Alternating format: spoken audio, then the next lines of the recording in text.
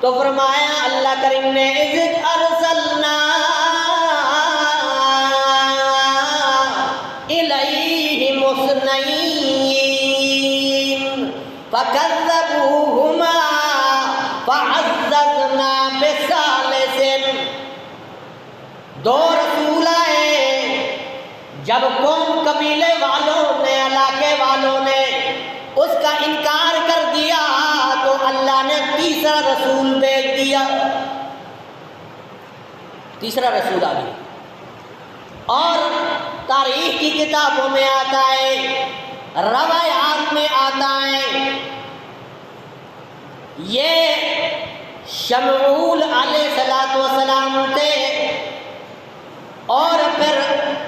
سمعان علیہ السلام تھے، تیسرا